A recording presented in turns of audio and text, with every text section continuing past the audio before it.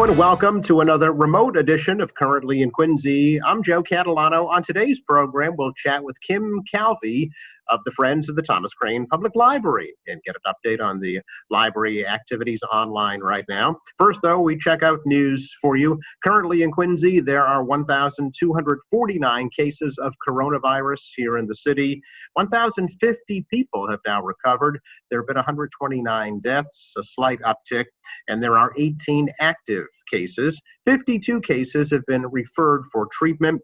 There are over 106,000 cases statewide, but officials say those numbers continue to trend in the right direction. The Quincy City Council has unanimously approved the city budget that begins on July 1st. During their last meeting of the season this past Monday night, councilors approved the $340 million spending plan, represents no raises or new programs. It has the goal of no property tax increases or major cuts. The budget did include almost $2.5 million for Quincy College employee benefits, which worried Ward 2 Councilor Brad Crowell.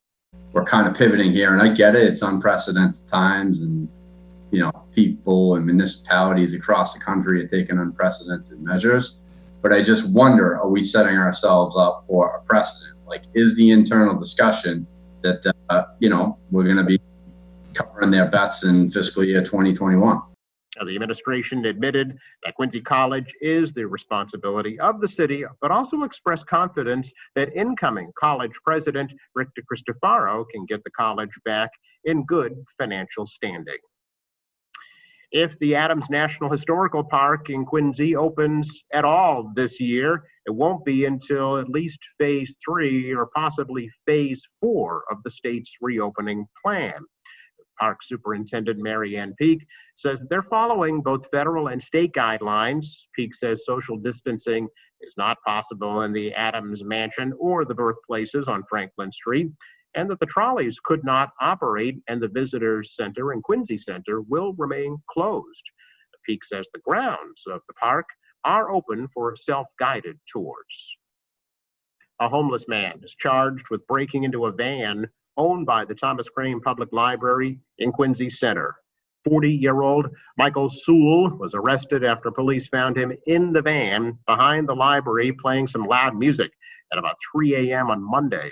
Officers were initially called to the scene on a report of loud music.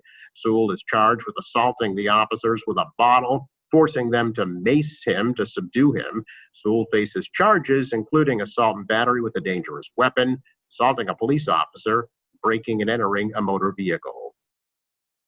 Well, several hundred people did participate in the unique Flag Day celebration in Quincy back on Sunday.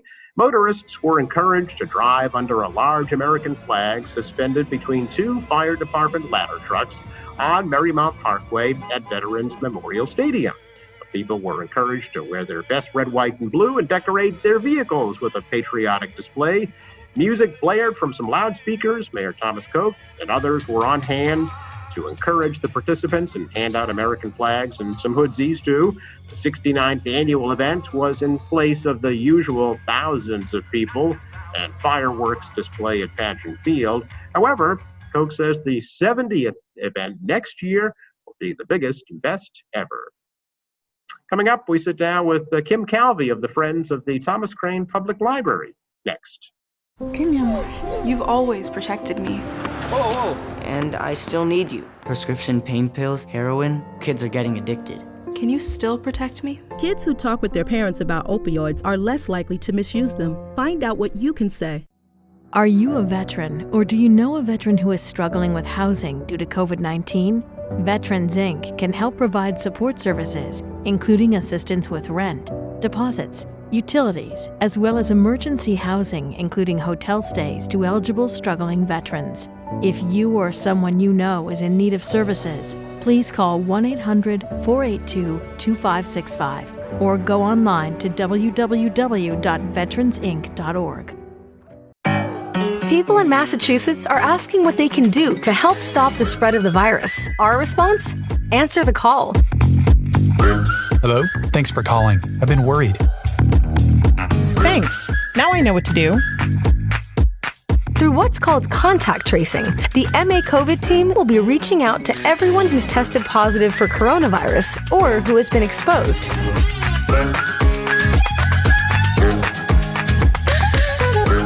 Look out for area codes 833 or 857 and answer the call to keep your community safe.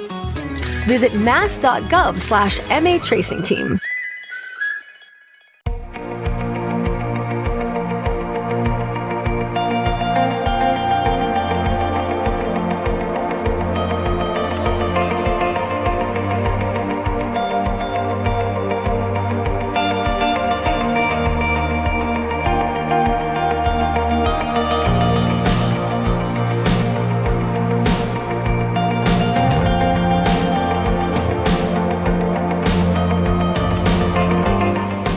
Kim Calvi of the Friends of the Thomas Crane Public Library for an update on not only what the Friends are doing this time, but also what the library itself is doing during this pandemic. Hey, Kim, nice to see you.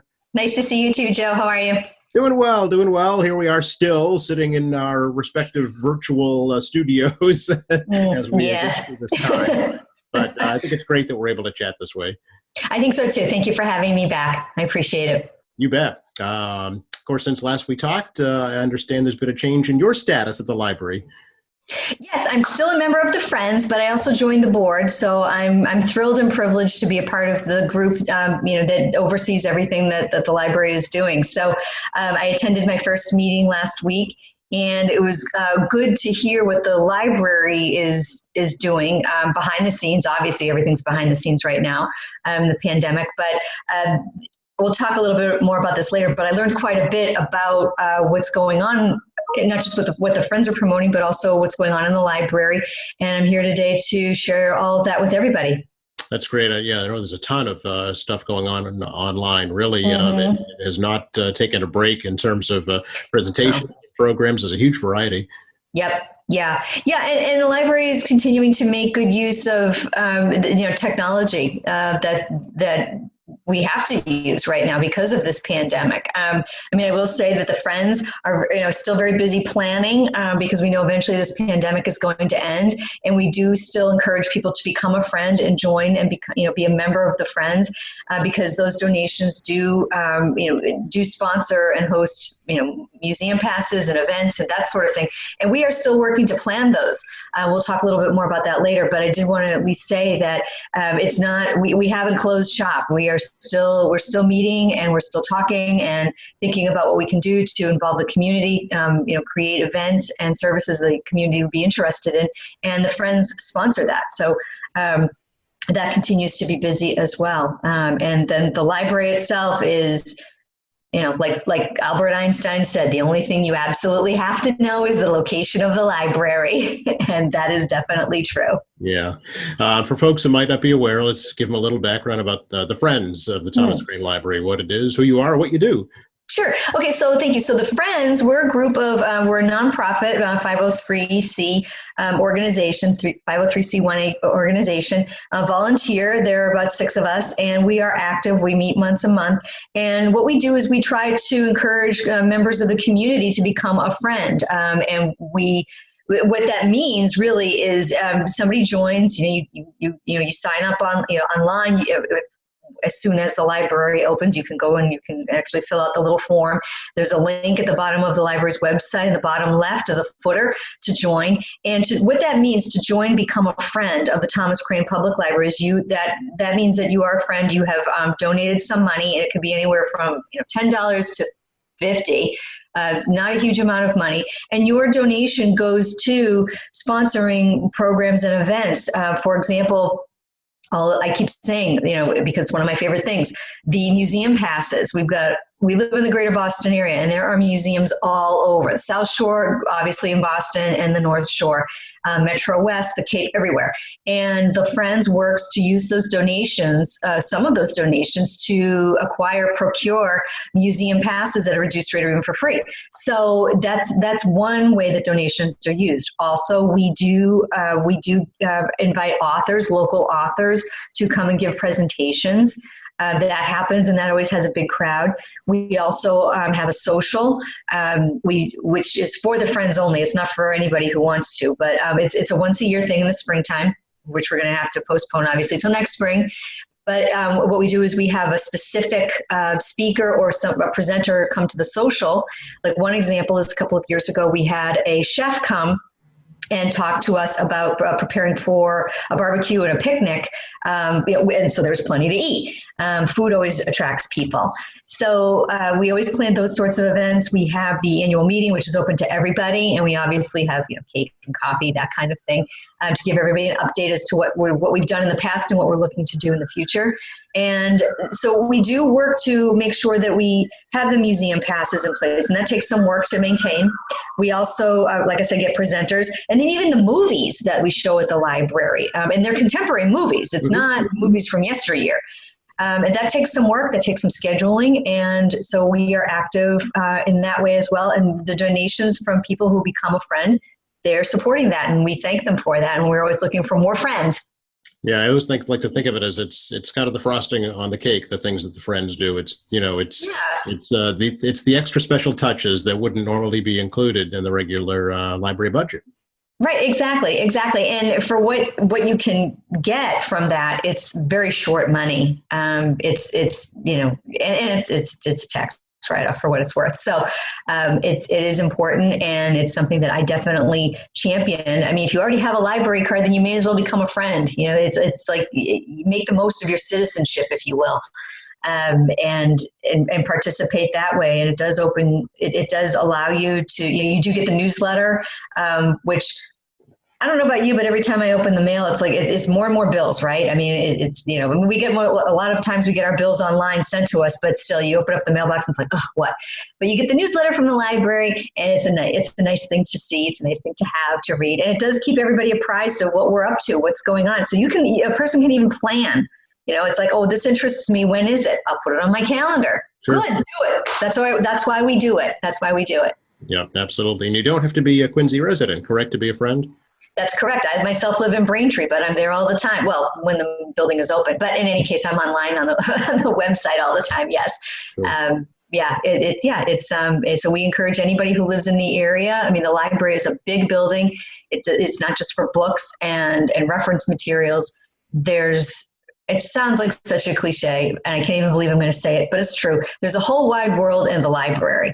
If somebody just wants to look at the website, which I encourage people to look at, and then bookmark, there's so much that the library is offering. Everything from technical support, you can have an online chat with a librarian. I'll talk about some other specifics in a minute, but just what the library offers the community, what the friends offer the community, it's a gift. And for just a small donation to become a friend you're giving yourself a gift. And to be, to have a library card is, it's taxpayer money, but you're entitled to it. And everybody who lives in the community should take advantage of what goes on at this big, beautiful building called the Timeless Crane Public Library. Yeah, and I think especially during this time, during this pandemic, people are really realizing the value of the library and how much of a role it plays in their lives and in the community, because they're truly missing it. And I'm sure you're hearing that. Oh, for sure. I mean, I know I am, and I'm thankful for the library. I have the library website bookmarked. I just have to say a couple of things. That this is brand new. It's only been out a couple of weeks. We have what's called, I hope I'm pronouncing this correctly, Udemy, Udemy, and it's called Learn with Udemy. And basically, it's incredible. It's free video tutorials on everything from design, website design. Let's see what else: coding, leadership and management, some business classes, personal interest, human resources, data science, project management, IT operations, accounting and finance. Which that's not my favorite subject, but I probably should avail myself. And this is just something that the library offers. And all it requires is that you just sign up and take advantage. Yeah, these are things you would pay a pretty high price for if you were to go out and get a private education like this. Exactly. So it's, I think that it's just, I just had to talk a little bit about that, because to me, this just blows my mind in terms of the value that's being offered, that the library offers to its community. And then for fun stuff, there was a couple of weeks ago, we had something called some smoothies that taste like dessert. And it was a YouTube video, and it had like 4 or 5 different smoothies. There's like carrot cake and I don't know, mudslide, or I don't even know, something like that. So for people who like to cook, you can look at it on YouTube. You go in the library, there's a link. That's the other thing too. I have to stop and talk about that. The library doesn't just say, oh, we offer this, and this. Every time the library offers or the Friends offer anything, there's a live link. So everything's given to you online. Anybody wants to go online, looks at the website, whatever you're interested in doing, something piques your interest, there's a link where you can click and get all the information that you need.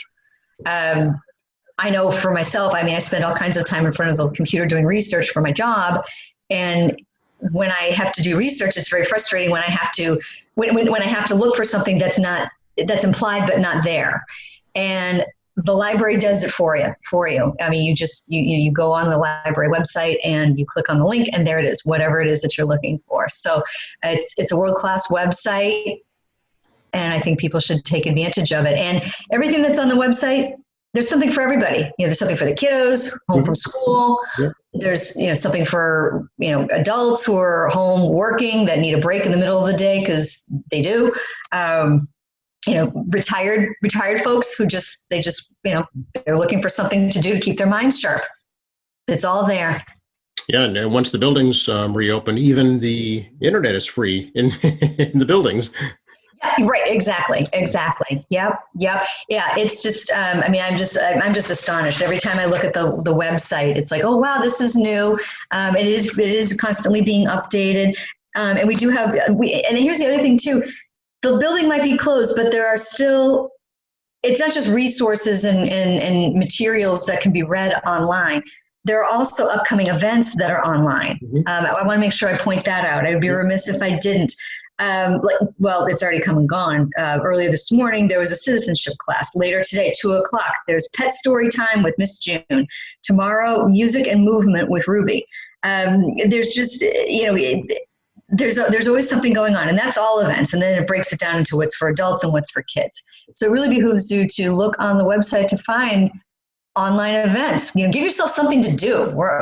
It's nice weather outside, thank goodness, but we're all still at home, a lot of us. Yeah, absolutely. Yeah. Do you know, Kim, I know that the summer concerts on the lawn are always very, very popular. Any talk about whether or not that can happen this year?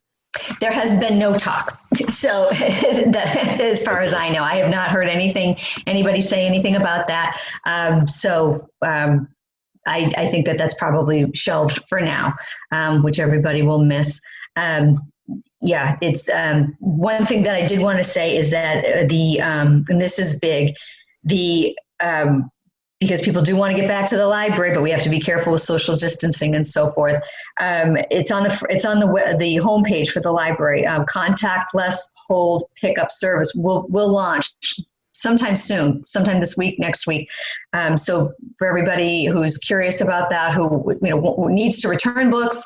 And late fees are suspended for a little while longer, by the way, but needs more reading material. Contactless delivery pickup will be available before long. So please look at the landing page for further updates on that. Okay. There's that, and I wanted to mention also the bookstore. This is a big thing because this relates to the Friends as well as obviously the library. So people have had plenty of time probably to do some spring cleaning this year.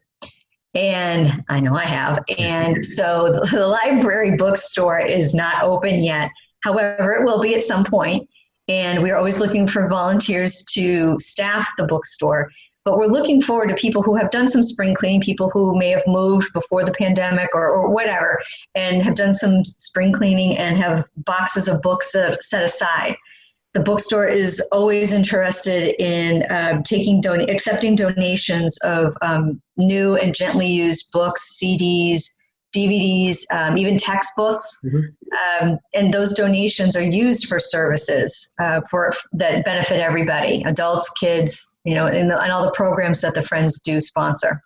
Okay, good to know. And that's at the main branch with a separate entrance on Spear Street in the back, right? Yes, it is. Yep. Yes. Should the donations be left there? I know there is a place for drop-off donations.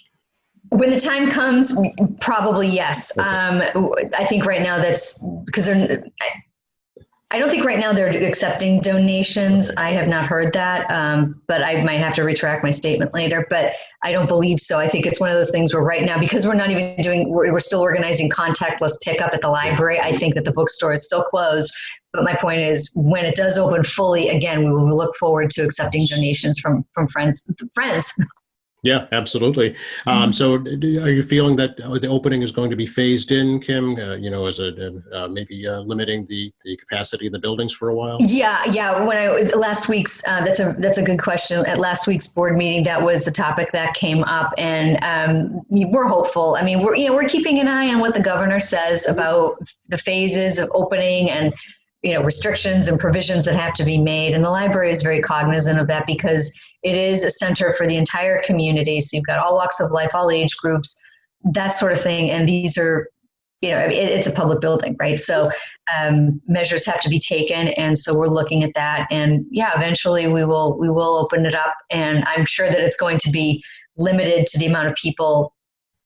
I'm sure that it's going to go that way because that is what was discussed when we were having our conversation. Yeah, it's kind of the new normal that we're seeing in all the retail stores, grocery stores, signs limiting your 6 foot social distancing, your plexiglass barriers, your hand washing stations. Please wear a face mask. All these things that we're really getting so expert at now. Yeah, right. Exactly. Yes, and loving too. Yes. Well, a lot of people think that that's what it takes to get back to normal, and they're willing to do it. Absolutely. I keep saying that. I mean, that's just me personally. I mean, I'm sure that I'm not alone when I say, sure, it's a little bit of a, cramps everybody's style a little bit, right? But if this is what it takes so that we can flatten the curve once and for all and everybody stays healthy and we can all get back to some semblance of normalcy as soon as possible, I know I'm willing to participate in doing whatever it takes. Sure. Yeah.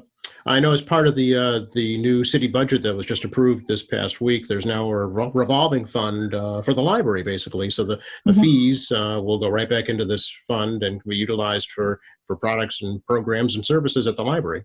Yes, and which is great. I mean, that.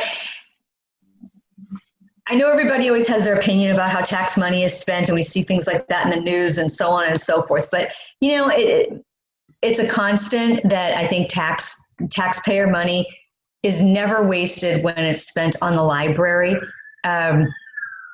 because I really believe that communities do stand a better chance of thriving when everybody has one place that they can go to. I mean, here's a good example.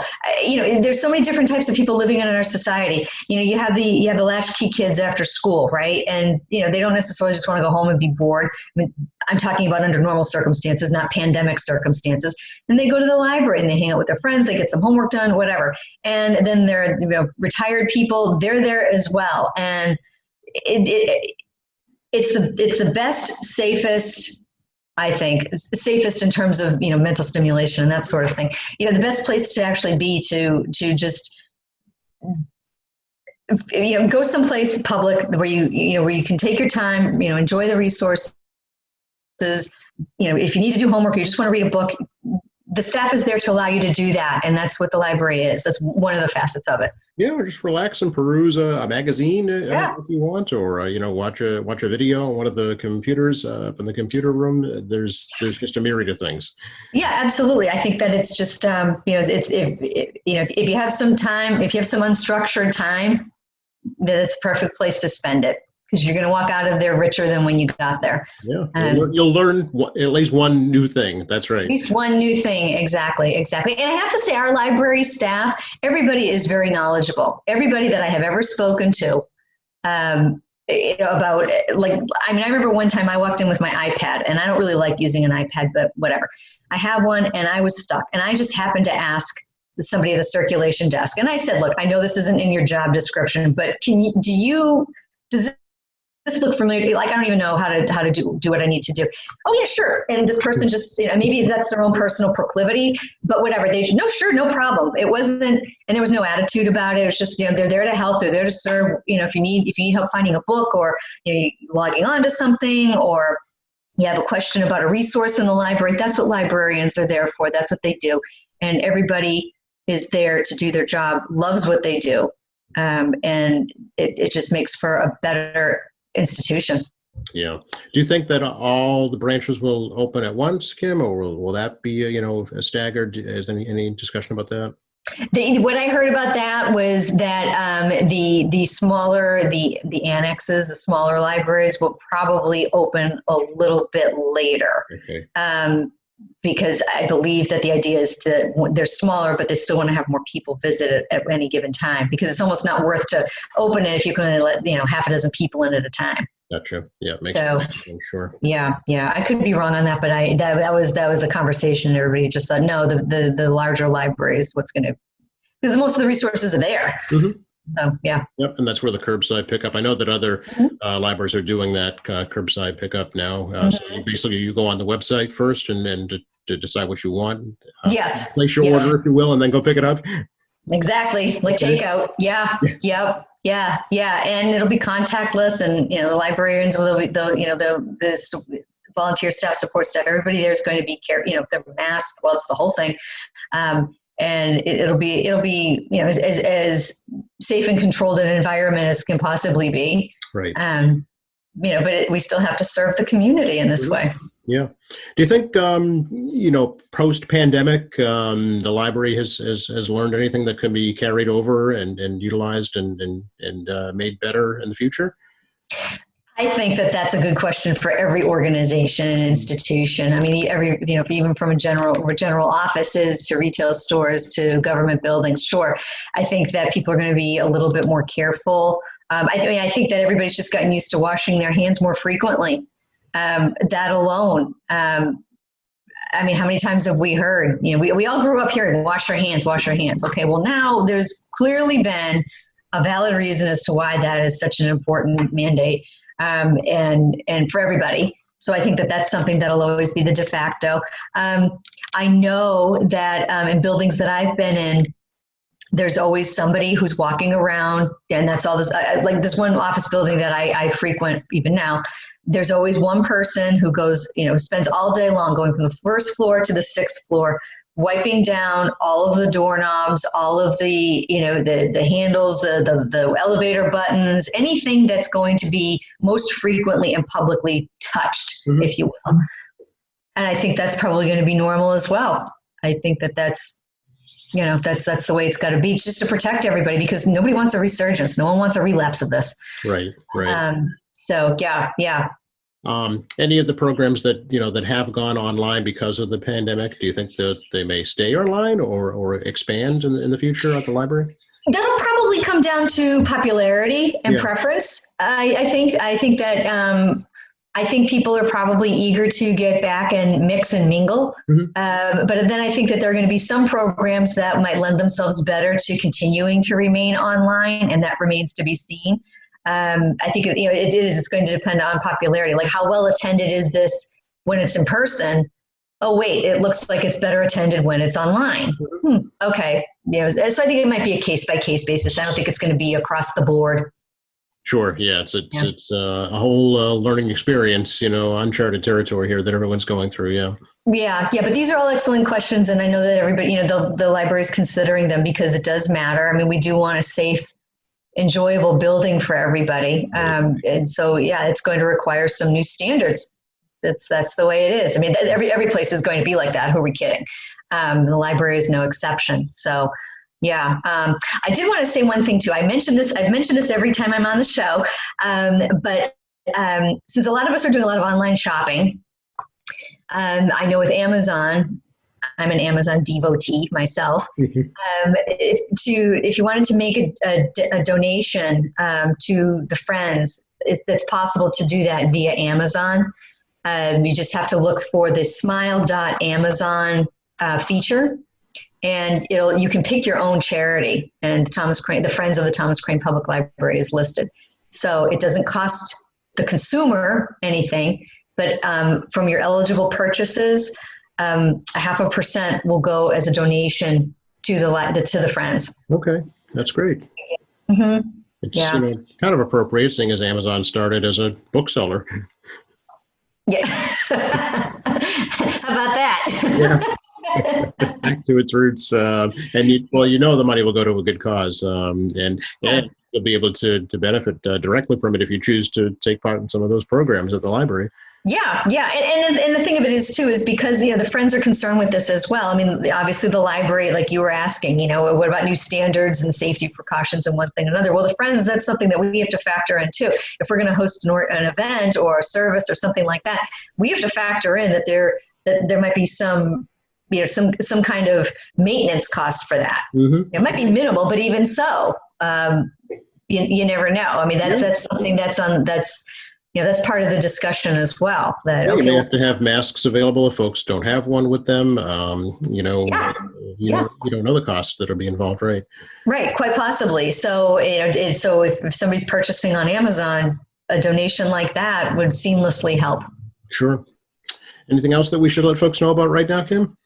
Let me see. We should tell them the website, actually, thomascranelibrary.org. Right. Yes, that's one thing. Sure. And so on the Thomas Crane Public Library website, the footer on the bottom of, obviously it's the bottom, the footer, the bottom of the left side of the page is a link for to become a friend of the Thomas Crane Public Library. The Friends also has its own Facebook page, so people can look for that. If you're on Facebook all of the time, that's a good place to look and join. You can join there. Let's see. I want to see if there's anything else that I have here that I wanted to make sure. Oh, yeah. So I do want to highlight this, and I printed out the page. So if I may. On one of the pages I believe it's on the second page of the website, I downloaded it. It's called Bring TCPL Home With You. And this is what I was alluding to. It talks about, put up a little higher, Kim. There you go. Yep. It talks about the different resources and services that are available to people online. And I want, here's an example. Hoopla Digital, Overdrive, let's see, there are newspapers that you can read online, different databases, local history and genealogy, things to keep you busy this summer until the library opens. So I saw this page and I thought it makes sense for me to print it out and share it with everybody. So, here's a visual, people can look at it and look for it on the website. Okay, great. Very good. Again, thomascranelibrary.org is the place to go. Has anything been able to happen at the libraries because of the pandemic that might not normally, have been able to take place until, I don't know, summer break or something? You mean, have we had to postpone any sort of events because of the pandemic? No. I mean, in the buildings themselves, have you been able to do anything that you wouldn't normally be able to do? I don't believe so. Okay. I don't think so. Okay. If so, I don't know, and I don't know about it. Okay. Yeah. I think the library is being cautious. So yeah. But we're looking forward to the library being open at some point soon, obviously under some new, health restrictions and whatnot. But the website is a very good, important substitute for the time being. And I encourage everybody to look on the website. I encourage everybody to, if you're not a friend of the Thomas Crane Public Library, to become a friend. Support the library, support the Friends, support the services that the Friends are able to promote. Even if right now it seems like, why would I become a friend? My donation is going towards museum passes and we can't go to the museum. Well, we will eventually. Wouldn't it be nice to have those passes available? Yes, as one example. Yes, yep. And watch out for curbside pickup coming up soon. Coming up soon, yes. Please keep looking at the homepage on the website because that's where it's being announced. So yeah, that's the best place to find it. Nice to see you, Kim. Great to see you, Joe. Likewise, thank you so much for having me today. Appreciate it. You are welcome. Our pleasure, and we'll have you back soon. Hopefully, sounds good. Next time. I would love that. Thank you so much. Bye-bye. Bye-bye. Special thanks to Kim Calvi of the Friends of the Thomas Crane Public Library for joining us today. Thanks to our crew working remotely from home. Thank you for watching. And a reminder to please participate in the Quincy COVID Memories Project by sharing your videos, photos, artwork, essays, any other reflections of your life here in Quincy during the pandemic. Go to quincyculturalmemory.com to upload your submissions, or you can send them to the Thomas Crane Library. Attention, local history, 40 Washington Street, Quincy, 02169. And an invitation, please visit our newly redesigned website, qatv.org. You will find all of our latest programs, news and information, video on demand, now live streaming. For all of us here at Quincy Access Television, I'm Joe Catalano. Happy Father's Day to all the dads on Sunday, and please stay safe.